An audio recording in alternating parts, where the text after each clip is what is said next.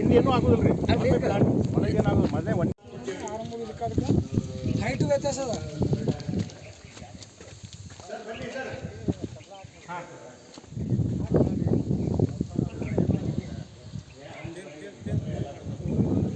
ತರಬೇತಿ ನೀಡಿ ಅವಾಗ ನಾವು ಹುಳ ಸಾಕಾಣಿಕೆ ಮಾಡಿಕೊಂಡು ಅವನ ತರಬೇತಿ ಕೊಟ್ಟು ಅವ್ನು ಪ್ಯಾಕೇಜ್ ಕೊಟ್ಟಿರ್ತೀವಿ ಸರ್. ಅವ ಮಾಡಿ ಮರಿ ಮಾಡಿ ಕೊಟ್ಬಿಡ್ತಾನೆ. ಈಗ ಹೆಂಗೆ ಮೇನಿನ ಮರಿ ಕೊಡ್ತಾರೆ ದೊಡ್ಡ, ಹಾಗೆ ನಮ್ಮ ರೇಷ್ಮೆ ಹುಳು ಸಾಕಾಣಿಕೆ ಮರಿ ಕೊಡ್ತಾರೆ. ಬರೀ 20 ದಿನದಾಗ ನಿಮ್ಮ ಮನೆ ಬಂದಿಂದ 20 ದಿನದಾಗ ಹುಳ ಹಣ್ಣಾಗಿ ಮಾರುಕಟ್ಟೆ ಮಾಡ್ಬೋದು. ಆ ದೇಶದಲ್ಲಿ ಅದೊಂದು ಸ್ವಲ್ಪ ವಿಜ್ಞಾನ ಸ್ವಲ್ಪ ಬದಲಾವಣೆ ಆಗಿ ತುಂಬ ಪ್ರಚಲಿತವಾಗಿ ಚಲೋ ಐತೆ ಸರ್. ಮತ್ತು ಇವ್ರಂತರೂ ಹೇಳಿದ್ದಲ್ಲಿ ನಿಮ್ಗೆ ಪ್ರತಿ ಬೆಳೆನೂ ಹೆಚ್ಚು ಕಮ್ಮಿ 2 ಲಕ್ಷದ ಮೇಲೆ ತರ್ತಿದ್ರು. ಈ ವರ್ಷ ತುಂಬ ರೇಟ್ ಎವರೇಜ್ ರೇಟೇ ನಮ್ದು 600 ಮೇಲಿದೆ. ನಾವು ರೇಷ್ಮೆ ವ್ಯವಸಾಯ ಮಾಡೋರು ಹೇಳ್ತೀವಿ ಕನಿಷ್ಠ 400ರಿಂದ 500 ರೂಪಾಯಿ ಮಾಡಿರಿಪ್ಪ ನಿಮ್ಗೆ ಲಾಭ ಅಂತ ಹೇಳ್ತಿರ್ತೀವಿ. ನಾವು ಇನ್ನೊಂದು ವಿಶೇಷವಾಗಿ ಹೇಳೋದಂದರೆ 1 ಎಕರೆ 1.5 ಎಕರೆ 2 ಎಕರೆ ರೇಷ್ಮೆ ಹಚ್ಚಬೇಡ ಅಂತ ಹೇಳ್ತೀವಿ ಸರ್. ಯಾಕಂತಂದರೆ ಒಂದು ಸರಿ ನೀವು ಮಾರುಕಟ್ಟೆಗೆ ಹೋದರೆ 1 ಲಕ್ಷ ರೂಪಾಯಿ ಬರಬೇಕಂತ ಕಾನ್ಸೆಪ್ಟ್ ಅಂದು. ಏನೇ ಅಂದರೂ ಯಾರಂದ್ರೂ ಹೇಳ್ತಿರ್ತಾರೆ ಏನಪ್ಪ ಎಷ್ಟು ತಂದಿ ರೊಕ್ಕ ಅಂತ ಕೇಳ್ತಾರೆ. ನೀವು ಏನು ಮಾಡಿರಿ ಬಿಟ್ಟಿರಿ ಏನೋ ಗೊತ್ತಾಗಲ್ಲ. ಫಸ್ಟ್ ನೀನು ಬೆಲೆ ಎಷ್ಟು ತಂದಿ ಒಂದು ಪಟ್ಟಿ ಅಂತ 1 ಲಕ್ಷ ರೂಪಾಯಿ ಅಂದರೆ ಅವ್ನ ಮನ್ಯಾಗೂ ಹೇಳಕ್ಕೆ ಮತ್ತೊಬ್ರಿಗೆ ಹೇಳೋಕ್ಕೂ ಸರಿ, ಅವನ ಆರ್ಥಿಕ ಭದ್ರತೆಯೂ ಆಗುತ್ತೆ. ಆ ಉದ್ದೇಶದಿಂದ 1 ಹೆಕ್ಟರ್ ಮಾಡಿ ಅಂತ ನಾವು ಹೇಳ್ತೀವಿ. ಹೆಕ್ಟರ್ ಅಥವಾ ಅದಕ್ಕಿಂತ ಒಟ್ಟೆ ಒಂದು ಸರಿ ಹೆಂಗೆ ಹೊಡೆದ್ರು ಅಂದರೆ ಇನ್ನೂ ಸರಿ ನಾನು ಹೇಳಿದ್ನಲ್ಲ, ಇವರು ಬಿಲ್ಡಿಂಗ್ ಕೆಪಾಸಿಟಿಗೆ ಇನ್ನೂ 3 ಎಕರೆ ರೇಷ್ಮೆ ಆಗಬೇಕು. ಪ್ರತಿ ತಿಂಗಳು ಅಥವಾ ಒಂದು ವರ್ಷಕ್ಕೆ 9 ರಿಂದ 10 ಬೆಳೆ ತೊಗೊಳಕ್ಕೆ ಅವಕಾಶ ಇದೆ. ಇವನ ಒಂದು ಪೊಟೆನ್ಶಿಟಿ ಒಂದು ಇಕ್ವಿಪ್ಮೆಂಟ್ಸು ಆಗಲಿ ಮನೆ ಆಗಲಿ ಇವೆಲ್ಲ. ಆದಿಲ್ ಶಹಾ ಮಕಾಣದಾರ್, ಗ್ರಾಮ ಮನುಗುಳಿ, ಬಸವನಬಾಗೇವಾಡಿ ತಾಲೂಕು, ವಿಜಯಪುರ ಜಿಲ್ಲೆಯ ರೇಷ್ಮೆ ಬೆಳೆಗಾರರು. ಇವರು 3.5 ವರ್ಷ ಆಗಿತ್ತು ರೇಷ್ಮೆ ನಾಟಿ ಮಾಡಿ.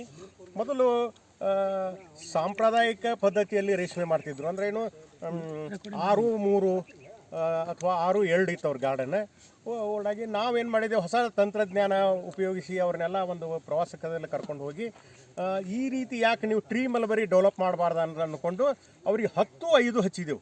ಸಾಲಿನ ಸಾಲಿಗೆ 10, 5 ಹಚ್ಚಿದೆವು. ಈ ರೀತಿಯಿಂದ ಹಚ್ಚಿದ ನಾಟಿಗೆ ಇದಕ್ಕೆ ನಾವು ನಾಟಿ ಮಾಡೋಕ್ಕೆ ನಾವು ಅವಾಗ 45,000 ರೂಪಾಯಿ ನಾವು 1 ಎಕರೆಗೆ ನಾಟಿ ಕೊಟ್ಟಿದ್ದೆವು. ಆಮೇಲಿಂದ ಹನಿ ನೀರಾವರಿಗೆ ಅವರಿಗೆ ಸಹಾಯಧನಕ್ಕೆ ಕೊಟ್ಟಿದ್ದೆವು. 34,350 ರೂಪಾಯಿ ಹನಿ ನೀರಾವರಿಗೆ ಕೊಟ್ಟಿದ್ದೆವು. ಹಾಗೆ ಒಂದು ರೇಷ್ಮೆ ಹುಳು ಸಾಕಾಣಿಕೆ ಮಾಡೋಕ್ಕೊಂದು ಮನೆ ನಿರ್ಮಾಣ ಮಾಡಿದ್ದಾರೆ. ಅದಕ್ಕೆ 3,37,500 ರೂಪಾಯಿ ಸಹಾಯಧನವನ್ನು ಅವರು ನೀಡಿದ್ದೆವು. ಹಾಗೆ ಇವರಿಗೆ ಇವು ಸಲಕರಣೆಗಳು ಬರ್ತವೆ ರೇಷ್ಮೆ ಹುಳು ಸಾಕಾಣಿಕೆ. ಚಂದ್ರಿಕೆ ಇರ್ಬೋದು, ಪಂಪ್ ಇರ್ಬೋದು, ಮತ್ತು ಬ್ರಷ್ ಕಟ್ಟರ್ ಇರ್ಬೋದು, ಮತ್ತು ಸೋಲಾರ್ ಇರ್ಬೋದು. ಅವನು 70% ಸಹಾಯಧನದಲ್ಲಿ ಅವರಿಗೆ ನೀಡಿದೆವು. ಜೊತೆಗೆ ಇವರು ಬೆಳೆದಂಥ ಗೂಡಿಗೆ ಪ್ರತಿ kg ಗೂಡಿಗೆ 100 ಮೊಟ್ಟೆ ಚಾಕಿಗೆ 1,000 ರೂಪಾಯಿ ಅಂತ ಕೊಟ್ಟಿದ್ದೆವು. ಹಾಗೆ ಆ ಗೂಡನ್ನು ಮಾರಾಕ ಬರುವಂಥ ಸಾಗಾಣಿಕೆ ವೆಚ್ಚ ಅಂತ ಪ್ರತಿ kgಗೆ 10 ರೂಪಾಯಿ ಕೊಟ್ಟಿದ್ದೆವು. ಹಾಗೂ ಅದೇ ಗೂಡಿಗೆ ಪ್ರೋತ್ಸಾಹಧನ ಅಂತ ಸರ್ಕಾರ 30 ರೂಪಾಯಿ ನಾವು ಸಹಾಯಧನ ಇದ್ದೆವು. ಈ ಸಹಾಯಧನ ನಿರಂತರ ಪ್ರತಿ ಬೆಳೆಗೂ ಕೊಡ್ತಾಯಿದ್ದೆವು, ಒಂದು ಸರಿ ಬಿಟ್ಟು ಹೋಗೋದಲ್ಲ. ಇವೇನೋ ನಾಟಿ ಮಾಡಿದ್ದಾಗಲಿ ಬಿಲ್ಡಿಂಗ್ದಾಗಲಿ ಒಂದು ಸಾರಿ ಕೊಡ್ತೇವೆ. ಆದರೆ ನಿರಂತರ ನಾವು ಕೊಡ್ತಾ ಇರೋದು ಸಹಾಯಧನ, ಚಾಕಿ ಸಹಾಯಧನ, ಗೂಡಿನ ಪ್ರೋತ್ಸಾಹಧನ ಹಾಗೂ ಸಾಗಾಣಿಕೆ ವೆಚ್ಚ ನಿತ್ಯ ನಿರಂತರವಾಗಿ ನಾವು ಬಾಯ್ಲ್ಟಿನ್ ರೇಷ್ಮೆಗೆ ಕೊಡ್ತಾ ಇದ್ದೇವೆ ಸರ್. ಓಕೆ ಸರ್, ಮತ್ತೀಗ ಏನಂದರೆ 350 ಮೊಟ್ಟೆ ತೆಗೆದಿರಿ. 350ದಾಗ 392 kg ನಿಕ್ಕ ಇದು ಬೆಳೆದಿವಿ ನಾವು ರೇಷ್ಮೆ ನಿಕ್ಕಾರಿ. ಮತ್ತು ಹಿಂದಗಡೆ ಉಚ್ಚಿನ ಗೂಡು ಬೇರೆ ಪ್ಲಸ್ ಡಬಲ್ ಗೂಡು ಬೇರೆ. ಅದು 4 ಕ್ವಿಂಟಲ್ ಮ್ಯಾಗ ದಾಟ್ತದೆ. ಒಟ್ಟು ರೊಕ್ಕ ಎಷ್ಟು ಬರ್ತೀನಿ ಅದು? ಟೋಟಲ್ 2,94,000 ರೂಪಾಯಿ. ಹೊರಗೆ ಮಾರಿದ್ದು ಎಲ್ಲ ಕೂಡ ಒಂದು ಬೆಳೆ ರೀ ಇದು. 3 ಎಕರೆದೊಳಗೆ ಪೂರಾ ಸಪ್ಪು ಹೋಗಿಲ್ಲ ಅದು. ಇದು ಪ್ಲಾಟ್ ಒಂದ್ರಿ, ಇದು ಒಂದು ಪ್ಲಾಟ್ 1 ಎಕರೆ. ಒಟ್ಟು 2.5 ಎಕರೆಗೆ ಅವರು 3 ಲಕ್ಷ ರೂಪಾಯಿ ತಂದ್ರೆ 4 ಕ್ವಿಂಟಲ್ ನಾ ಟೋಟಲ್ ಎಲ್ಲ ಹಿಡಿದ್ರಿ. ತಟ್ಟೆಯಲ್ಲಿ ಸಾಕಾಣಿಕೆ ಮಾಡ್ತಿದ್ವಿ ಹುಳುಗಳು. ಅದ್ರ ರೈತರಿಗೆ ಭಾಳ ಕ್ಲಿಷ್ಟ ಇತ್ತದ. ಅದನ್ನೆಲ್ಲ ಪ್ರತಿದಿನ ಕಸ ತೆಗೆದು ಹಾಕೋದು ಇವೆಲ್ಲ ಇದ್ದು. ಈಗೇನು ಮಾಡಿದೆವು, ರ್ಯಾಕ್ ಬಂದ ಹುಳ ಲಾಸ್ಟ್ ಗೂಡು ಮಾರಿಂದನೇ ಕಸ ತೆಗಿತೀವಿ ನಾವು. ನೋಡಿ ಎಷ್ಟು ಪ್ರಮುಖವಾಗಿದೆ, ಎಷ್ಟು ವಿಜ್ಞಾನ ಹೆಚ್ಚಾಗಿದೆ ಅಂತ. ಪ್ರತಿದಿನ ಬೆಡ್ ಕ್ಲೀನಿಂಗ್ ಮಾಡ್ತಿದ್ವಿ ಮೊದಲು. ಈಗ ಏನಾಗಿದೆ, ನಾವು ಹುಳ ತಂದೇವ ಹಂಗೆ ಎಕ್ಸ್ಪೆಂಡ್ ಮಾಡ್ಕೋತ ವಿಸ್ತರಣೆ ಮಾಡ್ಕೋತ ಹೋಗ್ತೀವಿ. ಅವಕ್ಕೆಲ್ಲ ಡಸ್ಟಿಂಗ್ ಇರುತ್ತೆ. ಇವೆಲ್ಲ ಮಾಡೋದ್ರಿಂದ ಏನಾಗ್ತವೆ, ರೋಗಾಣುಗಳು ಬರಕ್ಕೆ ಆಸ್ಪದ ಇರೋಂಗಿಲ್ಲ. ಈ ದಿಸೆಯಲ್ಲಿ ಒಂದು ವಿಜ್ಞಾನ. ಆಮೇಲೆ ಈ 1,000 ಸ್ಕ್ವೇರ್ ಫೀಟ್ ಮನೆಯಲ್ಲಿ ನಾವು ಕಾಮನ್ ಅದರಲ್ಲಿ ಹೇಳಿದ್ದಲ್ಲ 3,37,500 ಕೊಡ್ತೀವಿ ಅಂತ. ಆ ಮನೆಯಲ್ಲಿ ಕನಿಷ್ಠ ಒಂದು 3 ಕ್ವಿಂಟಲ್ ಗೂಡು ಬಿಡಿಬೇಕಂತ ಆ ಒಂದು ಪದ್ಧತಿ. ಇವರು ನಾವು ಅಳತೆಗಿಂತ ಹೆಚ್ಚಿಗೆ ಹಚ್ಚಾರ ಅಂದರೆ ಅವರು ಇನ್ನೂ ಸ್ವಲ್ಪ ಪ್ಲಾಂಟೇಶನ್ ಮಾಡ್ಬೇಕಂತ. ಆಗಲೇ ಹೇಳಿದ್ದಲ್ಲ, ಪ್ರತಿ ಬೆಳೆನೂ 3 ಲಕ್ಷ ಆಗುತ್ತೆ. ಕನಿಷ್ಠ ಒಂದು 4 ಲಕ್ಷ 4.5 ಕ್ವಿಂಟಲ್ ಬೆಳೆಯುವಂಥ ಕೆಪಾಸಿಟಿ ಇದೆ ಮನೆ ಅದಾವ. ಯಾಕಂದ್ರೆ ನಾವು ಬೇರೆ ಆಳು ತಗೊಳಂಗಿಲ್ಲ, ನಾವೇ ಮಾಡ್ತೀವಿ, ಎಲ್ಲ ನಮಗೆ ಉಳಿತಾವು. ಈಗ ಹಾಸಲ 2,94,000 ರೂಪಾಯಿ ತಂದಿದ್ದು, ಅದಕ್ಕಿಂತ ಹಿಂದ್ಮಳಿ 2,20,000 ರೂಪಾಯಿ ತಂದಿದ್ರಿ. ಅದು 280 ಹುಳ ಐತ್ರಿ. 314 kg ನಿಕ್ಕಾ ಮಾಲ್ ಆಗಿತ್ರಿ. ಏನೈತಿ ಡಬಲ್ ಗೂಡ್ ಹಾಕಾವ, ಅದ್ರಾಗ ಉಚ್ಚಿ ಗೂಡ್ ಹಾಕಾವು, ಅದು ತಗದ್ರಿ. ಖರ್ಚು ಎಷ್ಟು ಬರ್ತದಕ್ಕೆ?